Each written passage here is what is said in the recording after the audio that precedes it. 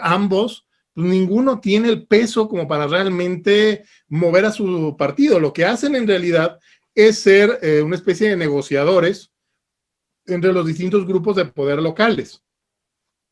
Entonces, esas son las dirigencias de los partidos, no son relevantes. Declara algo Marco, declara algo Alito, y en términos generales no va a ser nota de primera plana, y nunca en los últimos 4 años, el único momento en el que la oposición logró tener un poco el control de la agenda fue cuando se propuso por primera vez lo del ingreso básico universal. Duró como 2 o 3 meses esa polémica, y desde entonces toda la agenda la controla Andrés Manuel López Obrador. Luego tienes a los obradoristas, que los obradoristas son chile, mole y manteca, porque Morena no es un partido. Y más de alguien ha de estar pensando, algún licenciado en ciencias políticas, ¿cómo se le ocurre decir eso si Morena está registrado en el INE? Me importa un carajo lo que diga el INE. Morena no es un partido, Morena es un movimiento que lo único que tienen en común sus participantes es que están apalancados de Andrés Manuel López Obrador. Es un movimiento que está intentando consolidarse como partido, y si ganan en 2021, muy probablemente ahora sí van a avanzar para llegar como partido a 2024, y entonces se vuelven mucho más peligrosos. Pero ahorita todavía Morena es un movimiento que empieza medio a tomar forma, pero al final del día apenas lograron renovar dirigencia por primera ocasión con Mario Delgado hace unos meses, y en forma bastante turbia. Y recordemos que los dirigentes anteriores, ninguno había sido dirigente como tal. O sea, había sido López Obrador el dirigente, luego Jade Cole había sido secretaria general en funciones de presidenta, luego el otro tipo que ya se me olvidó cómo se llamaba. Nadie lo conocía tampoco. El del Barzón, que así de relevante fue interino, y ahora por fin Mario Delgado fue electo por medio de un proceso interno muy raro, pero un proceso interno. El problema es que a Mario Delgado le hagan caso, y quienes están más o menos metidos en la grilla de Morena, lo que están soltándonos, por lo menos en el Radio Pasillo, es que a Mario Delgado en muchos estados del país no le están haciendo caso, y en otros estados le hacen caso solo de manera similar a como le hacen caso en el PAN a Marco o en el PRI a Alito, únicamente como un mero árbitro de contiendas entre grupos locales. Claro. Entonces, en el obradorismo tienes desde progres, digamos de izquierda fifí, que están alrededor de Marcelo Ebrard, tienes priistas viejos, tienes izquierda vieja, tienes gente que llegó ahí por angas y mangas de la vida, tienes 2 o 3 gentes de derecha, tienes expanistas, es decir, una bola informe y extraña a la que solo la habilidad política de Andrés Manuel mantiene cohesionada. Y del lado de la oposición tienes varios bloques. De entrada tienes un bloque de izquierda fifí, que está enojada con Andrés Manuel, no porque Andrés Manuel sea un tirano, sino porque Andrés Manuel no se quiso someter a ellos. O sea, tienes a los intelectuales de Polanquito y de la Roma, a los López Dórigas, a los Brosos, que no es que sea gente que esté en contra de la agenda de la izquierda, al contrario, lo que pasa es que lo que les enoja es que Andrés Manuel no se les esté sometiendo a ellos para que ellos dicten las cosas. Ellos sienten que como tienen muchos títulos y tienen muchas conexiones sociales, pues ellos tendrían que dirigir el proceso, y les enoja muchísimo que Andrés Manuel sea el que tome sus propias decisiones. Están en la oposición también los partidos, están algunos empresarios y está sociedad civil que se ha ido organizando sobre la marcha. El movimiento más exitoso inicialmente fue Frena, pero Frena tiene una gran ventaja, que es su gran desventaja, que es el señor Gilberto Lozano. Al Frena tener un solo dirigente, cuando ese dirigente le atina, al movimiento le va muy bien, pero cuando ese dirigente se equivoca, al movimiento le va muy mal. Y Lozano se equivocó al potenciar con tanta solidez la idea de que iban a hacer que Obrador renunciara. ¿Por qué? Porque en el momento en que Obrador no renunció, pues el movimiento se ha debilitado drásticamente. Frena es una sombra de lo que era hace un año. Y en el Inter se van formando otros movimientos, algunos en las redes sociales, otros en campo, empiezan a tratar de aprender sobre el camino, porque además en México se dejó de hacer sociedad civil desde el centro y desde la derecha durante mucho tiempo. O sea, en México, a partir de que la sociedad civil del centro a la derecha se metió al PAN, dejaron de hacer sociedad civil y se olvidaron de cómo hacerla. Y entonces están teniendo que reaprender sobre la marcha. Y pues algunos se metieron a Va por México, otros están en Misión Rescate México o en distintos movimientos que van trabajando y que van aprendiendo sobre la marcha, pero que la verdad es que están todavía muy verdes. O sea, llegaron muy polluelos al momento clave, que son las elecciones del 6 de junio. Claro, claro, claro. Bueno, pues ahora sí que se ve un futuro, se ve una situación pues bastante sombría, vaya, porque, por ejemplo, desde mi punto de vista, um, yo veo, bueno, algo que me preocupa, pero a la vez no sé si me preocupa mucho o demasiado, es la cuestión de que, por ejemplo, lo que es López Obrador y gran parte de sus seguidores ya, pues, más antiguos, por así decirlo, son una izquierda pues ya tipo rancia, ¿vale? Son una izquierda que se quedó en los 70, la típica izquierda que te hablaba de los obreros, que te hablaba de cuestiones pues un poquito más económicas, ¿verdad? Y por otro lado, pues como ya bien lo comentas, tenemos la parte progre, que es la que, bueno, desde mi punto de vista, es la que más me preocupa, lo que más miedo, por así decirlo, me causa. Hasta ahorita, como veo al presidente, yo no lo veo progre en ese aspecto, porque si lo fuera ya hubiera impulsado muchas cosas de esa rama.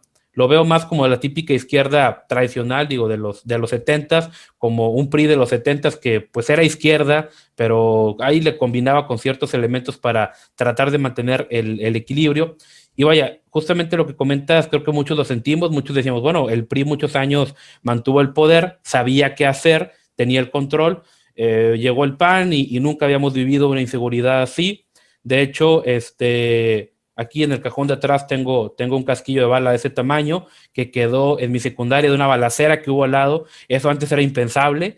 Y bueno, mucha gente dijo, bueno, pues vamos a ver, vamos a regresarle, como bien comentas, el PRI al poder. Vimos que, como bien lo comentas, no, si bien obviamente fue un gobierno que distó mucho de ser perfecto.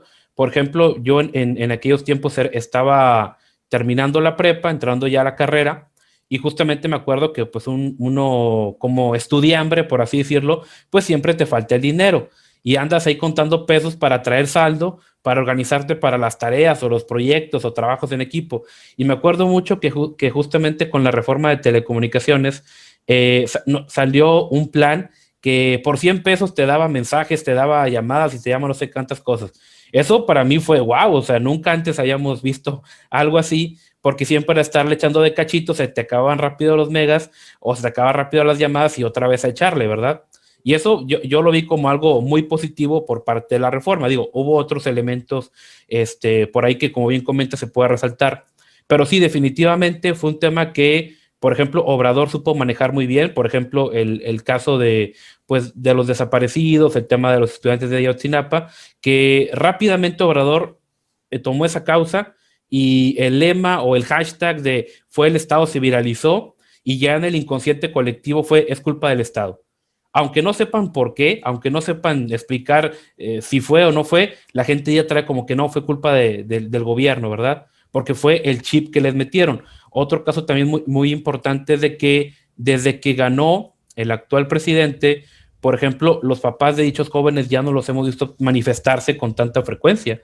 Otro punto también es de que él era quien organizaba las principales marchas. Ahorita él se acaba de enfrentar con otro grupo de feministas, pero es la primera vez que un grupo de izquierda se enfrenta contra otro grupo de izquierda, ¿verdad?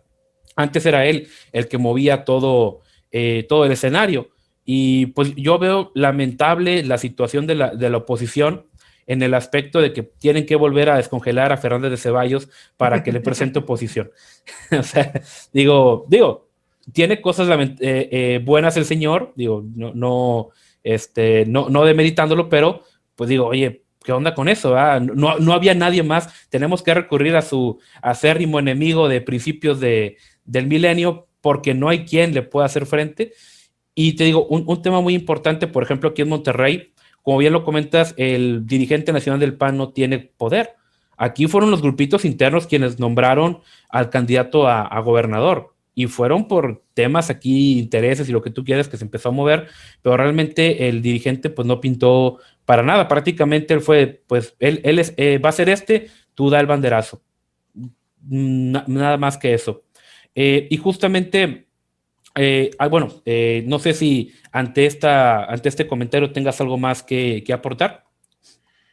No, completamente de acuerdo. O sea, hay un tema que es que, y luego la gente me acusa de que es que tú eres pro obradorista, ¿no? Tiene muchas cosas muy malas, pero tiene algunas cosas muy, no voy a decir muy buenas porque no las ha usado para el bien, tiene algunas cosas muy efectivas y particularmente el tema de la comunicación y el tema del ecosistema de medios que supo su equipo construir y aprovechar fue impresionante. El tema de Ayotzinapa fue clave, o sea, un grupo de estudiantes, no les quiero decir estudiantes, de personas que se alojan en una normal y que luego se dedican a robar camiones, se roban un camión, luego resulta que los desaparecieron, aparentemente están implicadas autoridades del gobierno del estado de Guerrero, y también todas las autoridades estatales como municipales son del mismo partido que Andrés Manuel López Obrador, y se da la noticia, y si se acuerdan, pasaron 2 o 3 días y como que no hubo mucho impacto, así de, pues sí, se murieron, pues qué pena, y ya. Así es. Y de repente, como a los 3 o 4 días, empezó el movimiento y gente fuera del país manifestándose por los 43 y se empezaron a montar los artistas y empezaron a inflar y Epigmenio Ibarra y todos. Y a las 3 semanas, todo México estaba montado en el tema de los 43. O sea, ese fue un movimiento político impresionante, o sea, fue un uso de un ecosistema de comunicación de una manera extraordinariamente efectiva. Y luego se topa con que del lado de Peña Nieto eran muy ineptos para la comunicación social, sale el procurador diciendo, es que ya me cansé de responder preguntas, y de ahí pues más se conecta el tema de que el culpable había sido Peña, de un tema en el que Peña ni venía al caso, o sea, mucha gente en serio creía que Peña los había mandado a matar. O sea, Sí, cuando claro. Peña ni siquiera podía ubicar a Ayotzinapa en un mapa, o sea, no le importaba. O Es sea, más, Peña, Guerrero, dudo que también Guerrero lo pudiera ubicar. exactamente, o sea, Peña no, lo que menos quería era enfrentarse con la normal de Ayotzinapa, Peña estaba en otras cosas. Y sin embargo, fue tan efectivo el mensaje de comunicación que a los ojos de la gente, no, pues que Peña lo cometió. Y en este punto también se montan los panistas y se monta Movimiento Ciudadano y se montan todos los demás partidos, con una idea bastante, a mi parecer, bastante ingenua y bastante contraproducente, en su momento lo dije, es que le vamos a pegar a Peña y todo lo que le pega a Peña nos ayuda. No, porque voto que perdía Peña no era voto que ganaba el PAN, era voto que ganaba López Obrador. Claro. Y entonces, ¿qué pasó? Pues que al final del día, todo este caldo anti-Peña, que también lo estuvieron cocinando los panistas y los del Movimiento Ciudadano y los del PRD, benefició única y exclusivamente a Andrés Manuel López Obrador. Y sí, ahora tenemos a Diego Fernández, convertido en el Fernández Noroña de la oposición, porque, perdón, pero son igualitos en términos de mensaje. O sea, tú te metes a las páginas chairas y es Fernández Noroña destroza a tal diputado del PAN. ¿Y en qué consiste el Fernández Noroña destroza? Traidor o vende patrias, y quién sabe qué insulto corriente. ¿Qué es lo que ha hecho Diego desde que lo sacaron de la refrigeración, la que lo tenían? Decirle insultos a López Obrador. O sea, ¿qué ha aportado Diego en términos de idea, en términos de propuesta, más allá de decir que Andrés Manuel es un borrico? Nada. Y sin embargo, como la figura central de este país es Andrés Manuel López Obrador, pues cuando Diego le tira a Andrés Manuel, toda la oposición, no, es que Diego, qué valentía, qué talento, cuando al tipo lo tenían en el retiro político. Sí, ya. Como bien, como bien dice, sí, lo tuvieron que sacar de ella y lamentablemente, pues sí, digo, y de hecho mucha gente, y ojo, esto lo veo de los dos lados. Por la parte de la gente, pues tal vez, pues bueno, no lo quería decir así, pero lo voy a decir, la gente un poquito más ignorante, que ve literalmente al presidente como un mesías, como un salvador, como alguien que pueda materializar todo ese idealismo del México grande, del México sin corrupción, Pero también, por ejemplo, de este lado, algunos compañeros, y obviamente no voy a decir quién, pero hubo algunos que dijeron, oye, mira, Ceballos ya regresó, anda dándole con todo al peje, luego lo vieron apoyando el movimiento feminista, se cayeron. Yo por eso no dije nada, dije, oye, vamos a ver qué es lo que hace, a ver qué es lo que dice. No, pues ahí se acabó todo, ¿verdad? Y justamente digo, veo en los dos lados, digo, porque también hay que ser coherentes, veo en los dos lados esta necesidad de creer en alguien, ya no en algo, ya no en una idea, de creer en alguien, de ver en una figura El Salvador. O sea, prácticamente, no sé, quieren un Trump mexicano que diga lo que ellos quieran y que haga lo que ellos quieran para prácticamente ponerle pues un altar. Y esto a mí me parece muy peligroso porque creo yo que, bueno, al menos, digo, yo en mis periodos, por así decirlo, de la niñez, me tocó vivir mucho en rancho. Entonces, la gente, sobre todo de las zonas rurales y demás, es gente conservadora, si lo podemos llamar así, en cuanto a valores. Y veo que en la ciudad, por ejemplo, aquí en Monterrey, el tema del progresismo no está bien arraigado. Hay mucha gente que, por ejemplo, considera que el aborto está mal, el tema del matrimonio homosexual y temas y demás, aunque no sean religiosos, lo ven mal. Entonces veo que mucha gente no está o no tiene una idea favorable del progresismo. El problema es de que si no se consolida o si no se cuaja una oposición, yo veo que tanto de un lado como del otro puede surgir un líder más radical, con ideas un poquito más locas, que sí realmente nos lleve o sí realmente nos pueda hacer algún daño. Digo, ya Venezuela ya no sería una opción tan descabellada si eso llegara a pasar, lo veo yo. Y justamente, digo, te quería hacer una pregunta hablando de ese tema.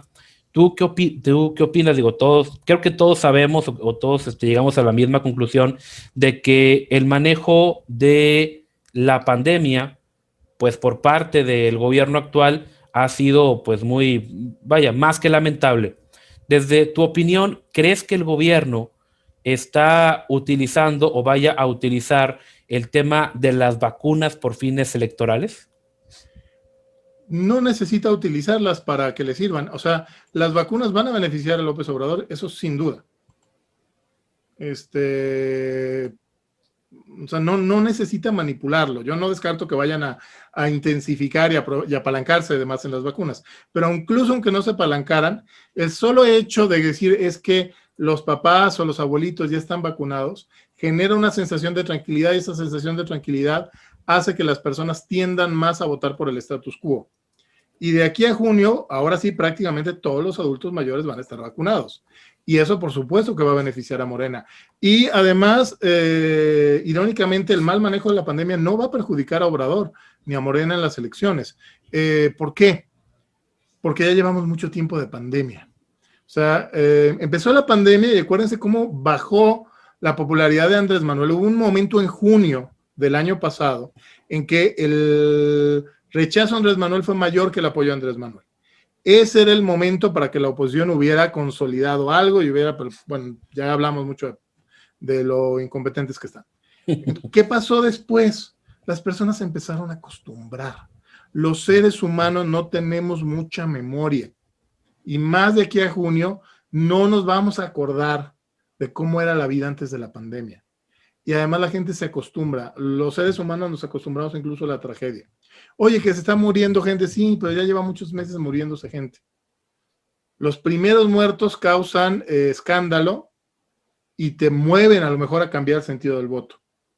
Pero ya cuando se vuelve parte de la cotidianidad, la gente sigue votando. O sea, y lo mismo pasa con la pandemia y pasa con la inseguridad. O sea, no nos olvidemos el estado de Coahuila, lo inseguro que estaba en la época de los Moreira. El PRI arrasaba y de hecho sigue arrasando en Coahuila. No sé, en un montón de estados, en el Estado de México, en Guerrero, en Jalisco, los momentos que ha tenido complicada la seguridad pública, a pesar de que todo el mundo está escandalizado, llegado el momento no cambian de partido, porque se acostumbran a vivir así. Y se da ya como parte del paisaje. O sea, es como el acostumbrarse a vivir con calles, con baches, el acostumbrarse a vivir mal. Y de hecho, parte de la estrategia del obradorismo, no sé si es a propósito, así le sale, es acostumbrar al pueblo de México a vivir mal, acostumbrarlos a las filas, acostumbrarlos al mal servicio, acostumbrarlos a que no haya medicinas, acostumbrarlos a los problemas. Y eso puede ser tan fuerte, esa rutina y ese status quo puede ser tan fuerte que incluso gobiernos imperdonables se mantienen, como se mantiene el chavismo en Venezuela, como se mantiene el comunismo en Cuba, a pesar de que ya no vive Fidel, pero las personas se acostumbraron. El que pudo irse se fue, y para el que se quedó ya es como su forma de vida, es lo único que conoce. Claro. Y eso que implica que trágicamente la oposición no puede tener la esperanza de que el pésimo manejo de la pandemia le vaya a redituar en votos. No va a ocurrir así. Si las elecciones hubieran sido en junio del año pasado, sí. Pero ya a año y medio de pandemia, trágicamente ya no es disruptivo. Decía el Joker en la segunda de Batman de Christopher Nolan. A la gente no se preocupa cuando las cosas van de acuerdo al plan, aunque el plan sea escalofriante. Lo que las desubica es cuando algo ocurre que no estaba en el plan. Entonces, si mal no recuerdo, decía el Joker, si sale la noticia de que una mina antitanque destruyó un camión de soldados, todo el mundo sigue leyendo el periódico, a nadie le importa. En cambio, si sale la noticia de que un camión antitanque, una mina antitanque destruye un autobús escolar, entonces se vuelve nota durante 6 meses. Uh-huh. ¿Por qué? Pues porque una cosa es, digamos, que se mueran soldados en la guerra, es algo normal, y por el contrario, que se mueran los niños de un autobús escolar con una mina antitanque no es algo normal. Entonces, lo disruptivo es lo que genera atención. Y la pandemia ya no es disruptiva, ya se volvió una nueva normalidad. De hecho, así lo llamó el presidente.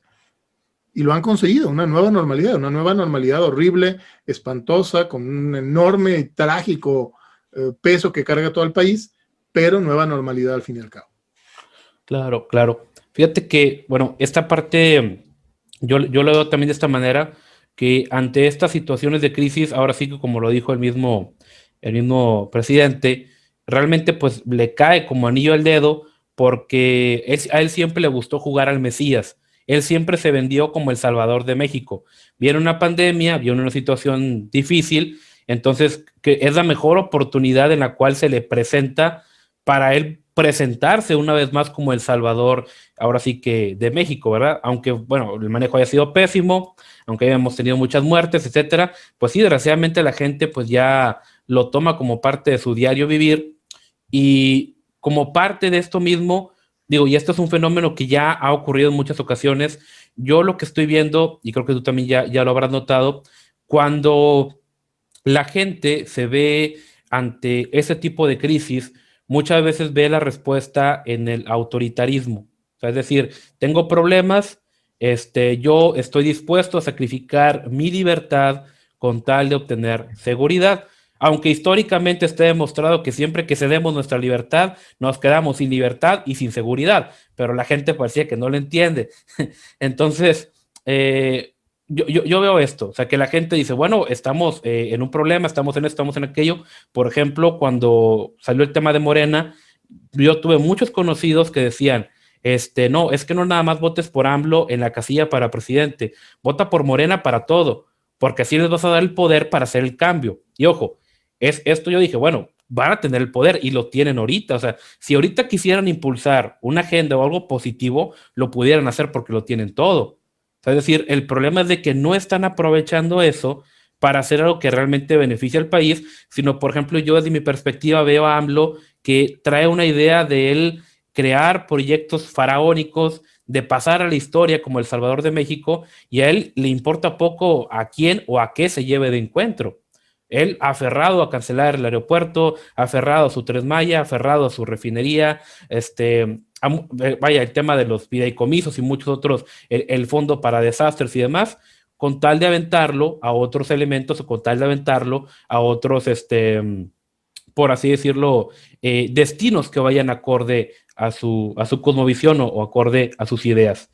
Y justamente te pregunto, ¿hay ahorita o está empezándose a cuajar alguna especie de oposición conservadora? Digo, porque ya hablamos un poquito de la oposición, pero vemos que todos ellos, al final de cuentas, se alinean a esta, si la pudiéramos llamar, a la agenda globalista. Pues todo el tema del aborto, todo el tema de la ideología de género que ya conocemos, pero ¿hay o se está cuajando algún frente conservador ahorita que pueda representar alguna oposición ante el poder actualmente? Yo te diría, se están formando movimientos, se están cuajando pequeños movimientos. Yo creo que estamos muy lejos de hablar de un frente conservador, y yo creo que no lo vamos a ver ni en 2021, obviamente, estamos a un par de meses de las elecciones, y yo te diría tampoco en 2024. Se vuelven a abrir opciones para generar partidos políticos en 2025, pero es tan complicado, es tan perversa la legislación electoral de este país y la partidocracia, que es esencialmente imposible generar un partido político sin un respaldo corporativo sólido detrás. O sea, si no lo logró Felipe Calderón con todas las conectes que tenía y con toda la estructura que tenía, imagínense lo difícil que resulta. ¿Qué va a pasar? Yo lo que te diría es, el movimiento de derecha conservadora, al igual que el resto de los movimientos que formen parte de la oposición, se van a tener que adaptar a una nueva realidad. ¿Qué va a ocurrir? Si la oposición logra parar a Morena el 6 de junio, que la verdad se ve muy complicado, yo ahorita le daría un 20% de probabilidades, vamos a tener un escenario de alta polarización de aquí a 2024. ¿Por qué? Porque el presidente se va a estar peleando con la Cámara y va a estar tratando de comprar voluntades entre los opositores. Va a haber un escenario de enorme desgaste. Si por el contrario, Morena gana las elecciones y logra mantener las mayorías, vamos a estar de regreso ante un partido de Estado. La agenda de Andrés Manuel López Obrador es revertir el proceso de transición. El proceso de transición, básicamente en lo que consistió, además de la alternancia electoral, fue en quitarle poder al presidente para repartir el poder del presidente entre otros elementos, entre fideicomisos, entre organismos constitucionales autónomos, otras partecitas a los estados. Todo eso Andrés Manuel lo quiere concentrar, porque Andrés Manuel puede decir que su inspiración es Cárdenas y puede decir que su inspiración es Madero, pero la inspiración de Andrés Manuel, la real, es Porfirio Díaz. Obrador no quiere tener un control tipo chavista en el que todas las empresas sean del gobierno. Obrador quiere tener el poder político, no le interesa tanto lo económico. O sea, Obrador no quiere ser dueño de las empresas, quiere controlar a los empresarios. Obrador no quiere que haya un solo partido, quiere que haya muchos partidos, pero que todos dependan de él. O sea, Obrador quiere ser el gran negociador de las disputas a nivel nacional y que todos, tanto la izquierda como la derecha, como el centro, que todos le deban a Andrés Manuel algo. Y ser él el eje de la vida política del país.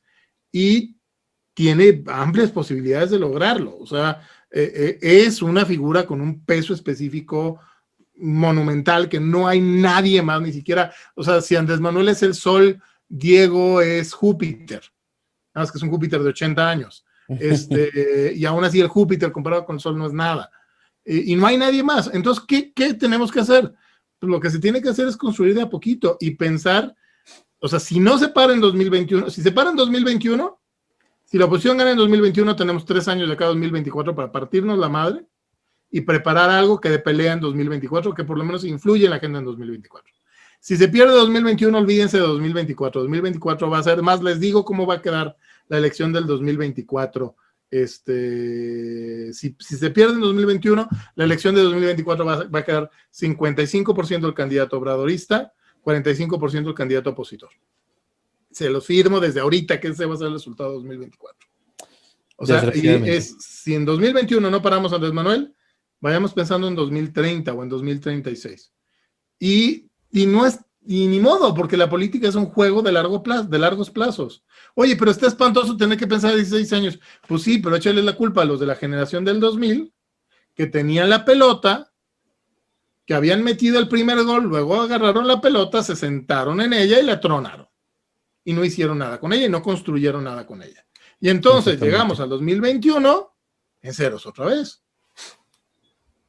Ya, darle para adelante. O sea, que sí, hay una tentación de lamentarnos de estar en ceros, pues ni modo, o sea, hay que empezar a construir. Y en esa construcción, pues se van a ir diseñando alianzas.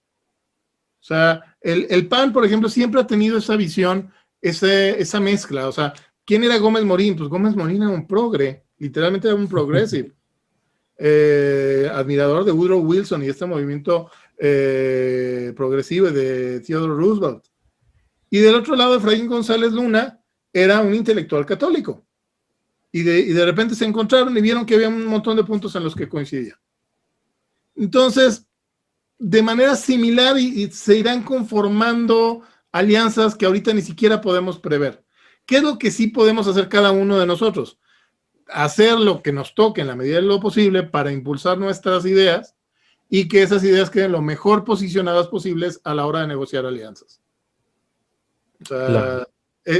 Para mí ese es el gran trabajo que tiene que hacer primero cada persona en lo individual y luego cada organización una vez que haya alcanzado un consenso al interior de sus integrantes. Y de ahí surgirán los candidatos. O sea, veamos el escenario de América Latina. Los grandes partidos prácticamente han desaparecido y los nuevos vehículos son los partidos de candidato.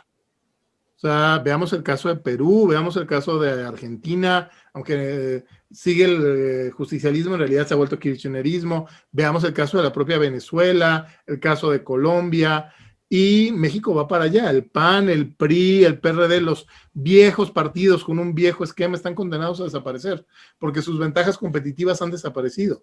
Y los nuevos partidos, la nueva tendencia son los partidos de movimiento y las alianzas electoralistas. Y hacia allá se va a mover México. El problema es que si no paramos a Andrés Manuel el 6 de junio del 21, en 2024 la mega alianza opositora que se haga va a perder las elecciones con un 45% de los votos y el candidato que López Obrador decida va a ganar con un 55%. Así es, así es. Digo, sí está, pues sí, lamentablemente está sombría esa situación, pero como bien lo comentas, pues la gente, pues sí, la gente esperaba mucho. Digo, yo tenía, ¿qué será? Yo tenía 5 años en el 2000 y justamente bueno, la verdad, pues uno no piensa en política, obviamente, pero por lo que escuchaba, pues sí había mucha gente muy optimista o con ideas muy positivas acerca del cambio, pero realmente pues ese cambio no llegó, realmente pues fue pues prácticamente más de lo mismo, pero con otro color. Y pues sí, digo, desgraciadamente ahí se ve esto. Yo veo que, como bien lo comentas, la gente pues ya es lo último, ya es lo último de que quieren aferrarse a algo, pero pues el problema es de que ese algo nos va a impactar, ¿qué será? Otros 20 años para que vuelva a haber, no sé, algún otro despertar o concientización de las cosas, ¿verdad? En esa situación. Y justamente, digo, te pregunto en esta situación, nosotros, por así decirlo, como conservadores, que, ojo, sí nos causa cierto temor cada vez más las leyes progresistas que se están impulsando. Por ejemplo, no sé si supiste de aquella famosa, no sé cómo llamarlo, iniciativa de ley que pasó ya en la Cámara, pues acerca de todo este tema de la ideología de género, del aborto y demás. Incluso hasta había una iniciativa para castigar ministros del culto público que pues se negaran también o discriminaran al colectivo multicolor. Ante esas situaciones o ante esa situación que ya legalmente se nos quiere orillar cada vez más y más, pues no solamente a la censura, sino también ya a tomar acciones legales contra todos aquellos que hablamos de todo esto, ¿qué o cuál sería tu recomendación en este caso? Tu consejo, por así decirlo. Bueno, lo primero que tenemos que tener bien claro todos es que en política las mayorías desorganizadas siempre van a perder ante las minorías organizadas. Es más, la política es un juego de minorías organizadas. Así de sencillo. hay veces una minoría organizada, cuando se apalanca en una mayoría, que es lo que ha hecho Andrés Manuel, se vuelve muy potente. Pero al final del día es un juego de minorías organizadas. Y platicábamos hace rato, mencionábamos el caso de los vendehumo de Álvarez y Casa y de esta Lucía Riojas. Pues, ¿qué es ahora MX? Pues son 6 tipos fifís de sociedad que traen una agenda progre, formaron una asociación civil y llegaron con su currículum a las oficinas del PAN y apantallaron a 2 o 3 personas y consiguió una senaduría, una diputación. De ahorita quisieron tratar de verle la cara a los de Movimiento Ciudadano y ahí toparon con pared, pero por lo pronto ya lo bailado nadie se los quita. Así es. ¿Por qué? Porque estaban organizados. ¿Qué necesita hacer la derecha, los conservadores, los libertarios, los distintos grupitos que hay? Organizarse. Les voy a dar un secreto. La mayoría de los políticos no tienen convicciones. Así Entonces, es. si tú demuestras el poder social suficiente, puedes lograr, no sé, que Ebrard se ponga, si en algún momento el movimiento pro vida se vuelve lo suficientemente fuerte y organizado, Ebrard se va a poner el pañuelito azul. Claro. Oye, pero es que juraba que era antiaborto. Sí, y en su momento juraba que era del PRI y ahorita está en Morena. O sea, no pensemos, a ver, para aprender de política, vean la primera película de Piratas del Caribe. Digo, compren mi libro, pero además de eso, vean la primera película de Piratas del Caribe, particularmente cuando Jack Sparrow le dice a Will Turner. Las 2 cosas que verdaderamente importan son estas: lo que puede hacer uno y lo que no puede hacer uno.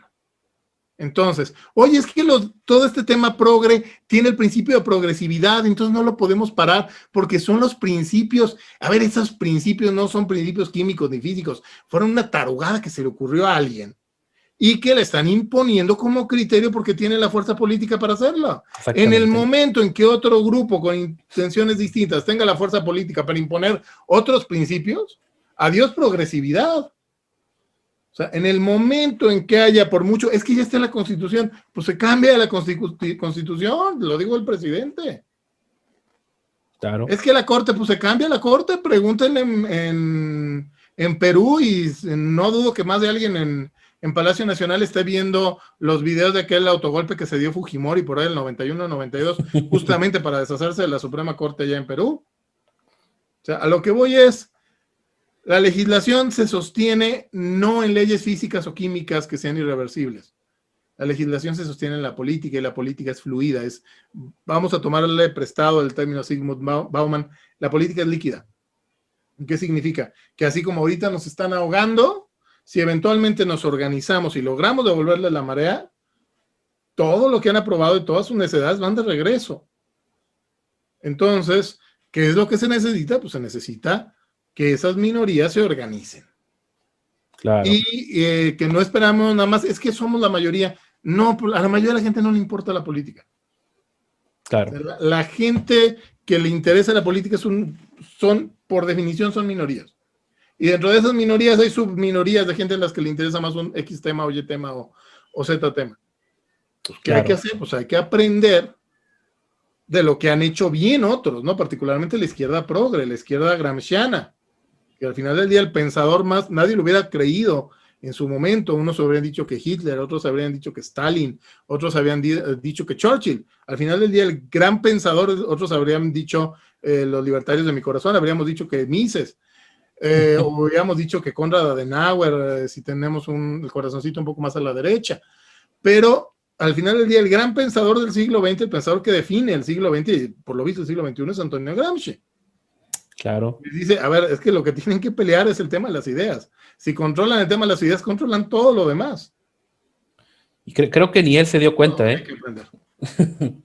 Digo, creo que ni Gramsci se dio cuenta de lo que estaba haciendo. Digo, realmente pasó mucho tiempo en la cárcel y ya, yo creo que él ya para morirse dijo, pues yo no hice nada, pero pues sí, realmente impactó mucho. Para mal, obviamente, en la mayoría de los casos. No significa que sea para bien. Ajá. Pero sí es el que más impactó. Y entonces, ¿qué hay que hacer? Pues hay que entender cómo se construyen ecosistemas, hay que aprender cómo se mueve la ventana de Overton, hay que aprender a jugar el juego de manera mucho más amplia, entendiendo que la política es permanente, no solo se hace con elecciones. Y yo les diría, el gran error de la derecha, no solo en México, en general, ha sido el enfocarse en ganar elecciones. Entonces, ganan elecciones, pero pierden la cultura y como resultado acaban perdiendo también las elecciones. O sea, en Chile, ¿quién está de presidente? Sebastián Piñera, de la UDI, de la derecha chilena, de la derecha expinochetista. Y le salieron unos tipos a quemar las estaciones del metro y el tipo dobló las manitas. En Colombia, el Centro Democrático, que se supone que era la derecha colombiana de Álvaro Uribe, que impulsó a su nuevo partido oponiéndose a los acuerdos de paz, pues ya anda ahí Álvaro Uribe también doblando las manitas diciendo que Cuba puede apoyar en el proceso y diciendo que tienen que dar subsidios. ¿Por qué? Están en la presidencia, pero no ganaron, ni siquiera pelearon la cultura. Lo mismo pasó en México. ¿Qué está pasando con las universidades? Con la Ibero, con la Salle, con universidades que suponía eran católicas o de inspiración católica. Hoy en día, ¿son realmente de inspiración católica? No, son universidades de inspiración progre. ¿Por qué? Pues porque los progres las conquistaron. Así es. Sí. De hecho, recién acabo de leer un artículo en el cual justamente George Soros financia muchas universidades católicas, principalmente jesuitas. Entonces, digo, ahí está, ahí nada más es de seguir el hilo y desgraciadamente, fíjate, algo que a mí me ha tocado ver, por así decirlo, extraoficial, muchos, por ejemplo, hace poco lo que pasó en Austria, ya ves que el Vaticano dijo, no, es que nosotros no vamos a bendecir uniones homosexuales. En Austria dijeron, ¿cuál problema? No te hacemos caso y ya, y bendecimos nosotros uniones homosexuales. Yo en México, bueno, me ha tocado ver casos en los que así, por así decirlo, en lo secreto, en catedrales o en iglesias católicas se casa gente homosexual, van con la banderita multicolor y no salen las noticias, pero ahí está. Y se presta para todo eso, o sea, prácticamente, vaya, la progresía sí ha impactado y ha llegado a muchos centros más allá de lo que nosotros podríamos creer. Yo veo algo positivo y es de que así como en las universidades, pues prácticamente está el germen progresista y en muchos casos izquierdista, también está viendo ya poco a poco, digo, porque apenas estamos en pañales, ya, por ejemplo, más youtubers, más influencers que pues son pro vida, traen otro mensaje. Digo, aquí en Derecha Mexicana apenas vamos, ahora sí que a gritos y sombrerazos, con censura, nos tumban videos y todo y lo que quieran, pero bueno, pues ahí la llevamos, ¿verdad? Tratando de dar la batalla cultural, tratando de dar conferencias, justamente estamos lanzando ahorita un curso, justamente se llama Pensando Contracorriente, porque pues sí, desgraciadamente mucha gente le decimos, mira, algo tan sencillo, léete este librito, no lo leen, mejor ven un video de 5 minutos, porque, bueno, ya ni 10, porque se les hace mucho, ver un video de 5 minutos, 7 minutos, en vez de leer un libro. Entonces decimos, oye, vamos a tratar de llegarles en ese caso por ahí, ¿verdad? A nuestra sociedad. Entonces creo que hemos avanzado un poco en esa cuestión, pero sí, digo, yo concuerdo en que estamos en pañales, todavía nos falta mucho, pero pues ahora sí que no es más de quitar, por así decirlo, el dedo del renglón. Digo, otro caso aquí muy, muy común que veo en Nuevo León es el caso de Samuel García, seguramente pues ya lo conocerás. Samuel, ya ves lo que pasó, que le gritó a la esposa y lo que tú quieras, y luego él según anda yendo a cursos de nuevas masculinidades y lo que tú quieras.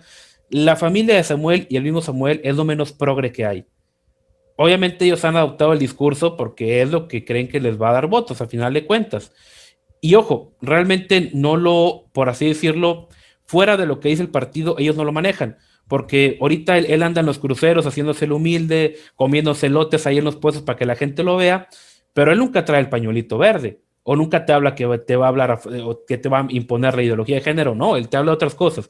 Adoptó esa idea porque cree que es lo que le va a dar impulso, y como bien lo comenté, yo creo que el día de mañana, cuando él vea que tal vez el movimiento pro vida en Monterrey sea mucho más fuerte, movimientos conservadores sean mucho más fuertes e impacten mucho más, él sí va a salir con su pañuelito celeste o va a tratar de impulsar políticas por familia y ese lado sí lo veo muy claro, digo, de que realmente pues los políticos no, pues vaya, realmente se prostituyen, desgraciadamente se prostituyen al mejor postor en muchos de los casos. Realmente ellos no tienen en su gran mayoría pues ideas propias, sino que simplemente quieren seguir en el poder.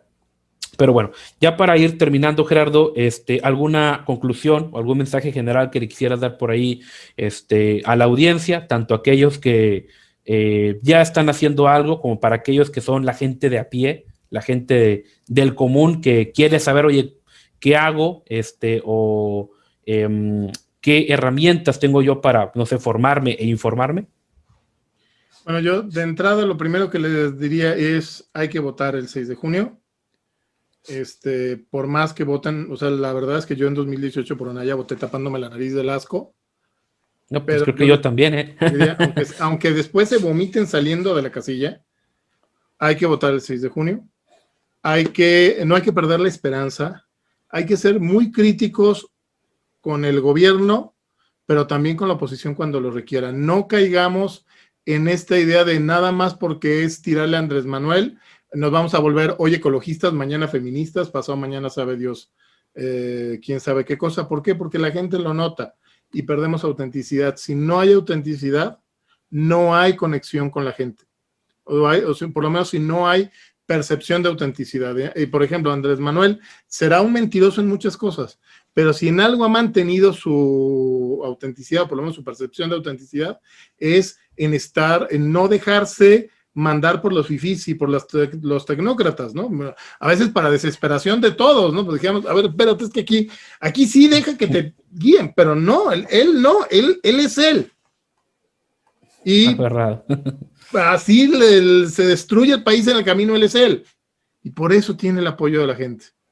No queramos ser el Vox mexicano, no queramos ser el Trump mexicano, no queramos ser el algo mexicano.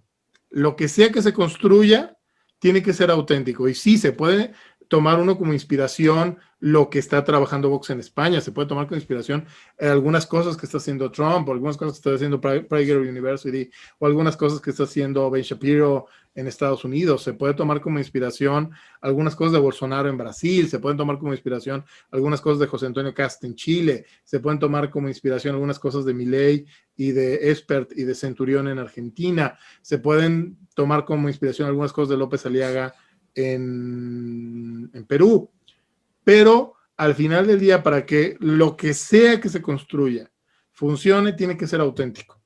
Claro. ¿No? Tiene que ser algo que conecte, o sea, aquello que conecte el movimiento con la gente tiene que ser auténtico. Y hay que encontrarlo, y hay que encontrar ese mensaje que haga clic con los ciudadanos. Aprovecho para hacer comercial, les recomiendo mi más reciente artículo, el artículo de hoy en elamerican.com. El artículo se llama Obrador acelera hacia la tiranía, 3 acciones para detenerlo. Ahí les recomiendo que lo lean. Vienen básicamente 3 temas que se tienen que cambiar en términos de mensaje. La oposición debe dejar de hablar de futuro, porque el futuro es algo que atemoriza a la mayoría de los ciudadanos. El futuro es automatización, el futuro son cosas raras que no entendemos, entonces hay que dejar de hablar de futuro y empezar a hablar de cosas con las que la gente se conecte. Hay que dejar de hablar de cosas abstractas, Estado de Derecho, Constitución, organismos autónomos, y empezar a hablar de daños concretos que ocasiona la agenda de López Obrador a la vida de los mexicanos. Y se tienen que hacer buenas campañas. Quienes vayan a estar trabajando en campañas, quienes vayan a tener la opción de tomar decisiones en campañas, esfuércense por hacerlas divertidas, esfuércense por hacerlas emocionantes y esfuércense por hacerlas valiosas. Excelente. Muy bien. Bueno, ya saben, por ahí, comunidad, pues hay que, como bien dice por aquí Gerardo, pues ir con nuestro, ya no tapabocas, sino con nuestra máscara de gas a votar. Pues sí, desgraciadamente, aunque nos duela, pues el objetivo es quitarle poder a final de cuentas al aparato presidencial para que no pueda hacer y deshacer a su antojo. Y ojo, esto no significa que estamos 100% de acuerdo con la oposición o que vamos a andar respaldando a cualquier político o cualquier persona, como bien lo comenta por aquí Gerardo, que se lo ponga a López Obrador. No, o sea, hay que mantener nuestra autenticidad y pues como yo siempre digo esto, y lo decía también, si yo no recuerdo, Roger Scruton, la política pues es la ciencia de lo posible. o era Russell Kirk, uno de los dos. Pero bueno, la política es la ciencia de lo posible. Entonces, ¿qué es lo posible? Pues bueno, ahí están las opciones. No es lo que nos gusta, pero pues es lo que hay. Y como siempre, bueno amigos, ya me despido. Ya saben, por ahí suscribirse a nuestras redes sociales. Si están interesados en el curso que por ahí estamos preparando de Pensando Contracorriente, nos pueden escribir. Y yo siempre, ya saben, me despido diciéndoles que el socialismo no funciona y a los hechos no les importan tus sentimientos. Hasta la próxima. Muy buenas noches.